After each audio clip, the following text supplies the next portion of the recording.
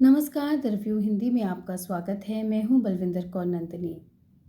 भारतीय लोकतंत्र के सामने कई चुनौतियां हैं, लेकिन उनमें सबसे बड़ी है सांप्रदायिकता, यानी धर्म और राजनीति का मिश्रण।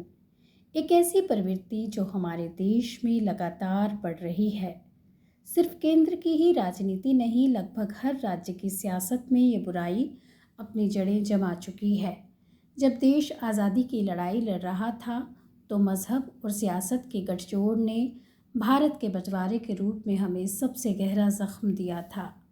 आज फिर से ये समस्या हमारे सामने बेहद ताकतवर अंदाज में खड़ी है। अगर हम अपने देश के सेकुलर और लोकतांत्रिक ताने बाने को बचाना चाहते हैं तो हमें सांप्रदायिकता को निर्णायक रूप से हराना होगा। आज हम सांप्रदायिकता को समझने की कोशिश करेंगे। ये केवल राजनीतिक समस्या नहीं है, बल्कि इसके सामाजिक और आर्थिक आयाम भी है। ये हो सकता है कि सांप्रदायिक दल चुनाव हार जाएं या सत्ता से बाहर हो जाएं और लंबे समय तक हाशिए पर रहें। लेकिन ये बहुत संभव है कि इस दौरान सांप्रदायिक विचार थोड़ी मात्रा में सही समाज में कायम रहे और फिर कभी ना कभी मजबूत होकर उभरें। सांप्रदायिकता के खिलाफ कोई भी लड़ाई तब तक नहीं जीती जा सकती जब तक आम लोग इसके साथ नहीं जुड़ जाएं। घर परिवार की जिम्मेदारियां निभाते हुए, दफ्तरों में नौकरी करते या अपने बिजनेस संभालते मध्य वर्ग के लोग हों या किसान मजदूर, सभी को सांप्रदायिकता के खिलाफ एक वैचारिक योद्धा बनना होगा।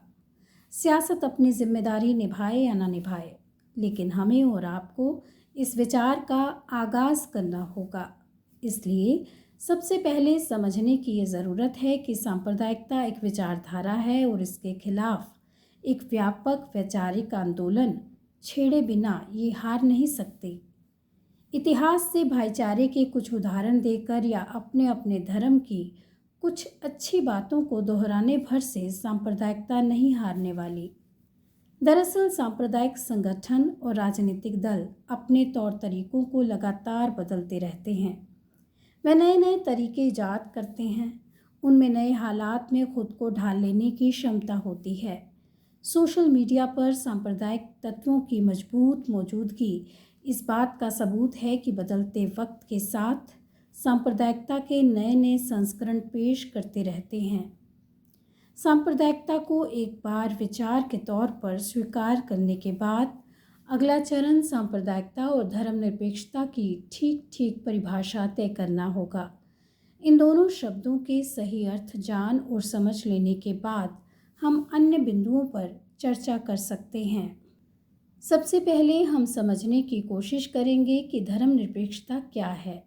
असल में धर्मनिरपेक्षता का मतलब है कि राज्य, राजनीति और गैर धार्मिक मसलों को धर्म से अलग रखा जाए और उसे लोगों का निजी मामला माना जाए। धर्मनिरपेक्षता की इस परिभाषा की आलोचना कुछ लोग इस तर्क पर करते हैं कि एक पश्चिमी सिद्धांत है, लेकिन ये सच नहीं है। सच्चाई ये है कि भारत की विशेष परिस्थितियों के कारण इनमें कुछ विशेष आयाम जुड़ जाते हैं। भारत में अलग अलग धर्मों को मानने वाले, अलग अलग भाषाओं को बोलने वाले लोग बसते हैं, जिनका खान पान, रहन सहन, रीति रिवाज भी एक दूसरे से काफ़ी अलग है। इसी अर्थ में धर्मनिरपेक्षता बेहद महत्वपूर्ण हो जाती है। धर्मनिरपेक्षता की भारतीय अवधारणा में मूल रूप से 4 बातें आती हैं। नंबर 1, राज्य का अपना कोई धर्म नहीं होगा, लेकिन राज्य किसी धर्म का विरोधी नहीं होगा। नंबर 2, राज्य सभी धर्मों का समान आदर करेगा, मगर हर धर्म से दूरी बनाकर चलेगा। नंबर 3, राज्य की नीतियों में धार्मिक भेदभाव नहीं होगा। नंबर 4, सभी धर्मों को विकास का समान अवसर मिलेगा, जब तक कि वह एक दूसरे से ना टकराएं या देश की एकता को नुकसान ना पहुंचाएं।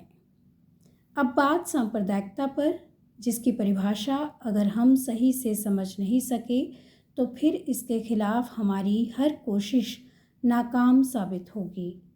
आमतौर पर सांप्रदायिकता के जो अर्थ लोग लगाते हैं वह गलत नहीं हैं, लेकिन वे इसे पूरी तरह स्पष्ट नहीं समझ पाते। जैसे कई लोग मानते हैं कि अपने धर्म को श्रेष्ठ मानना और दूसरे के धर्म को हीन मानना सांप्रदायिकता है।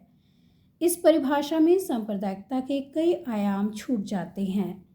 मेरी दृष्टि में सांप्रदायिकता की सबसे सटीक परिभाषा इतिहासकार विपिन चंद्र ने दी है। वे लिखते हैं, सीधे सीधे कहें तो सांप्रदायिकता का आधार ये धारणा है कि भारतीय समाज कई धार्मिक संप्रदायों में बटा है, जिनके हित यानी इंटरेस्ट न सिर्फ अलग हैं बल्कि एक दूसरे के विरोधी भी हैं। इसी बात को आगे और स्पष्ट करते हुए वे लिखते हैं, दूसरे शब्दों में हिंदू, मुस्लिम, सिख और ईसाई सिर्फ धार्मिक ही नहीं बल्कि धर्म से परे मामलों में एक निश्चित समूह की तरह आचरण करेंगे क्योंकि उनका धर्म एक है।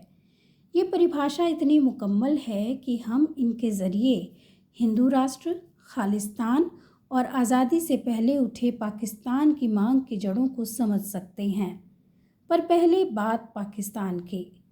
1937 के बाद मोहम्मद अली जिन्ना और उनकी मुस्लिम लीग ये तर्क देने लगी थी कि भारत में दो राष्ट्र बसते हैं, एक हिंदू और एक मुसलमान। दिलचस्प बात यह है कि उनके विरोधी हिंदुत्ववादी लगभग ऐसी ही बातें कर रहे थे, लेकिन उनमें कुछ अंतर था। वे हिंदू और मुसलमानों को अलग तो मानते थे, लेकिन भारत का बंटवारा नहीं चाहते थे, बल्कि एक ऐसा देश चाहते थे जिसमें हिंदुत्व या हिंदू राष्ट्र की प्रधानता हो।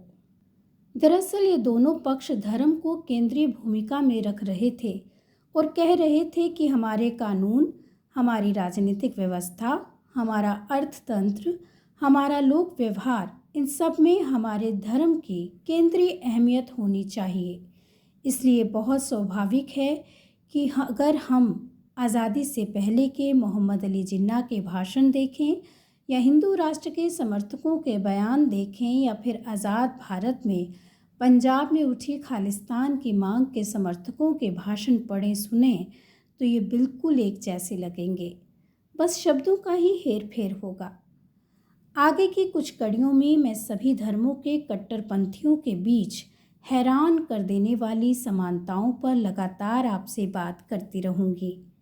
चाहे किसी धर्म की सांप्रदायिक शक्तियाँ हों, उनका एक ही मकसद होता है कि राजनीति और धर्म एक दूसरे में घुल मिल जाएं।